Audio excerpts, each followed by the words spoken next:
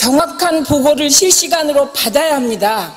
그 6시간 동안 청와대 참모들 뭐 하셨습니까? 당연히 방송사에 메시지 보내고 전화하셨습니까? 혹시 그때 언론사 오보에 취해 계셨던 건 아닙니까? 총리 들어가시고요. 방통위원장 나와주세요. 학생 전원 구조 결정적 오보가 납니다. 네. 오보 경위 파악하셨습니까? 경기교육청에서 먼저 시작이 된 것으로 알고 있고, 경기교육청에 그 내용이 처음 전달된 경위에 대해서는 지금 감사원에서 조사를 하고 있는 것으로 알고 있습니다. 방통위 실무자 내일 신문 보도 2일자 갖다 드리세요. 해경에서 몇 차례에 걸쳐서 보고했다는 거 아닙니까? 그거 파악 못 하셨습니까? 방송통신심의위원회로부터 받은 전원구조 오보 자료입니다. MBC 11시 1분, SBS 11시 7분, 어이없는 건 KBS입니다. KBS가 이 오보 몇 시에 보도했는지 아십니까? 정확한 시간은 알지 못합니다. 그 시간을 모르시고 여기 나오셨습니까? 너무하신 거 아닙니까? 화면이라도 보시죠. 11시 26분입니다. 네. 이 11시 26분이면 이미 SBS와 MBC가 오보라고 얘기를 한 이후에 KBS가 보도했습니다. 이게 말이 됩니까? KBS 재난 주간 방송이죠. 네, 그렇습니다.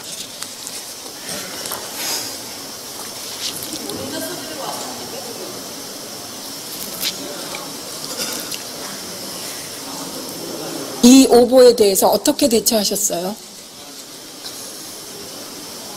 그 오보를 한 부분에 대해서는 우선 방송통신심의위원회에서 심의를 할 수 있는 사안이면 심의위원회에서 심의를 할 것이고, 그 다음에 그 외에 방송평가라든지 또는 방송 제어가를 할 때 그 재난방송이 잘못된 부분을 충분히 반영하도록 하겠습니다.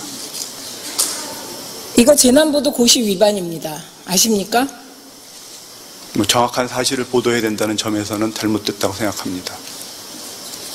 방통위에 세월호 이후, 사고 이후 재난상황반이 있었습니다. 아십니까? 네, 재난상황반을 구성을 했습니다. 그 첫 번째 역할이 뭡니까? 재난상황반의 역할은 두 가지인데, 하나는 저희가 방송 내용에 대해서는 모니터링을 하고 있지 않기 때문에 그것과는 관계가 없고, 저희 방송통신위원회에서 이 사고에 대해서 협조를 할 수 있는 부분이 생겼을 때 즉각 조치를 취할 수 있도록 대기를 하는 것과, 그 다음에 진도의 범정부 대책본부에 나가 있는 저희 직원과의 연락 체계를 유지하는 것입니다. 위원장님, 제가 자료까지 보내드렸잖아요. 파악 못 하실까 봐. 제가 방통위에서 받은 자료에 따르면 첫 번째가 방송 오보 적시 대응입니다. 지금 무슨 소리 하시는 겁니까, 이 정부?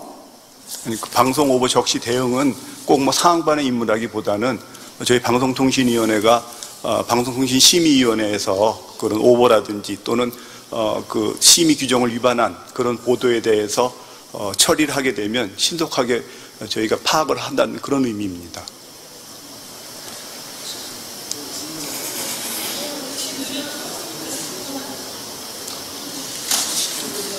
마치 세월호 이 정부의 초동 대처를 이 자리에서 보는 것 같은 느낌입니다. 자, 오보가 또 나옵니다.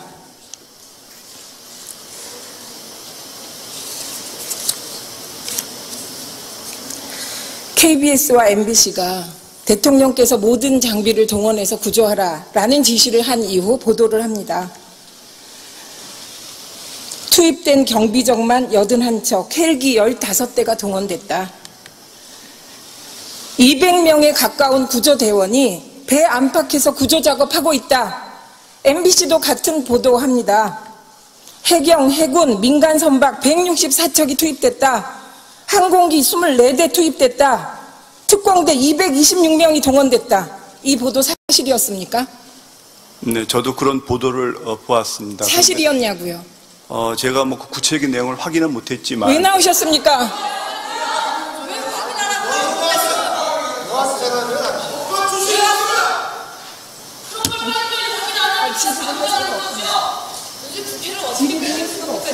도대체 정부는 무슨 내용을 하는 겁니까? 부장님 보셨죠?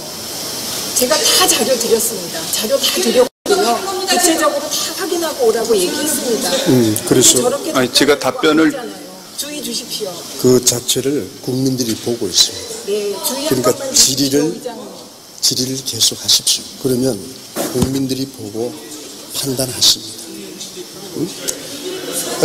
국무위원 여러분들께서는 성실한 답변으로 국민이 궁금해하고 있는 모든 사실에 대해서 알려주시는 그런 좋은 발언으로 이어지기를 바랍니다. 그리고 의원님께서도 질의를 하십시오. 그리고 최종 판단은 이를 지켜보고 있는 국민이 판단하십니다. 주어진 시간 내에 아주 차분히 질의하십시오. 계속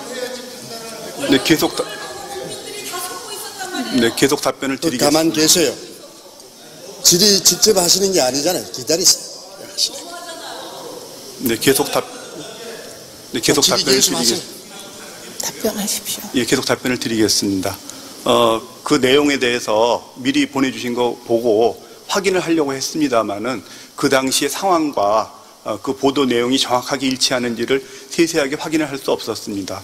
다만 그 보도 내용이 실제 내용보다 약간 그 숫자라든지 그런 면에서 부풀려진 것이 있는가 아닌가 생각은 했습니다만은 그 구체적인 내용을 확인할 방법은 없었습니다. 부풀려졌다. 그건 확인하신 거죠? 그러니까는 다른 보도를 종합해 볼 때 그런 것이 아닌가 제 개인적인 짐작을 말씀을 드리는 것이지 구체적인 자료를 제가 가지고 확인할 수 있는 상황은 아니었었습니다. 사실은 이랬습니다. 사고 직후 현장에 있던 헬기는 단 2대, 선장과 승무원들을 우선적으로 구조한 해경 함정 1대, 잠수 인원 모두 16명이었습니다. 근데 다 대기 상태였고 투입된 건 오후입니다. 혹시 정부에서 이렇게 과장보도 해달라고 요청했습니까? 청와대 참모들이 메시지 보내고 전화했다면서요. 그런 내용에 대해서는 알지 못합니다. 대통령이 희망사항을 말하면 공영방송이 받아주고 공영방송이 사실이 아닌 희망사항을 보도하면 청와대가 그걸 보고 아니하게 대처하는 동안 우리 애들은 물속에서 죽어갔습니다. 화면 보실래요? 유족들이 바란 보도는 이런 겁니다. 지금 구조가 제대로 이루어지고 있지 않다. 빨리 대통령이 나서서 우리 애들 구해달라. 헬기가 떴지만 구조는 안 되고 있다. 이게 국민들이 원한 보도입니다.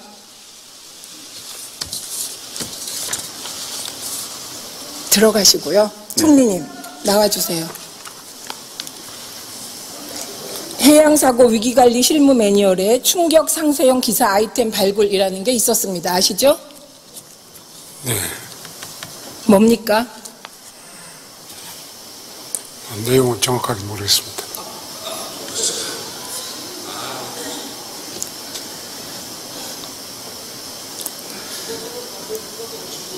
상세 아이템 첫 번째 구원파 보도입니다. 법무부 장관 나와주세요. 구원파와 이번 사고가 어떤 연관이 있습니까? 구원파와 이번 사고가 연관이 있다는 직접 증거를 갖고 있지 못합니다. 지금 조사 중에 있습니다. 네, 총리님 다시 나오시고요. 들어가 주십시오. 됐습니까? 네.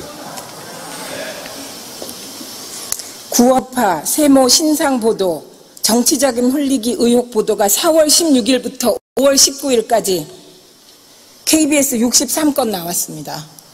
두 번째 아이템, 최동욱 전 총장 혼외 자식 보도, KBS 사건 보도합니다. 5월 8일 국방부 무인기 보도, KBS MBC 메인에서 계속 보도합니다. 5월 9일 세월호 경제 위축론 보도, 이것도 KBS MBC가 계속 틉니다. 저는 이 보도들이 정부 매뉴얼에 나와 있는 충격 상세용 기사 아이템으로 청와대가 개발했다고 믿고 있습니다. 총리님, 김시곤 전 KBS 보도국장 폭로 내용 아십니까? 보도를 통해서 봤습니다. 내용이 뭡니까? 사장이 보도 관련해서 지시를 했다는 그런 내용을 알고 있습니다.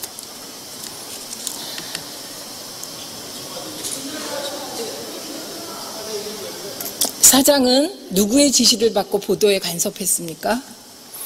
그건 제가 알 수가 없습니다. 사장은 지시를 보도와 관련해서 부당한 지시를 한 건 없다고 해명한 것으로 보도에서 봤습니다. 요청은 했지만 지시는 아니었다. 그런 얘기였습니다. 청와대가 직접 KBS 보도국장에게 안 되니까 사장에게 전화했습니다. 메시지 보냈습니다. 심지어 인사에 개입했습니다. 김시곤 잘라라. 김시곤 보도국장이 얘기했습니다. 길환영 국장이 거역하면 나도 살아남을 수 없고 이거 대통령 뜻이라고. 대통령 어떻게 하시겠습니까?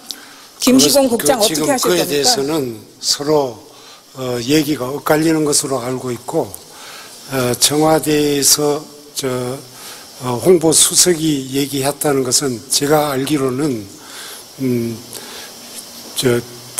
지금 이 사태가 위중하니까 수색에 좀 전념할 수 있도록 그쪽을 좀 지원해주고 사기를 올려달라는 그런 취지의 뜻으로 요청을 했다는 것을 네, 청와대 알고 보도 있습니다. 통제 사실을 총리께서 이 자리에서 확인해 주셨습니다. 네, 그건 수석이 그렇게 얘기한 것으로 제가 보도에서 그게 봤습니다. 그겁니다.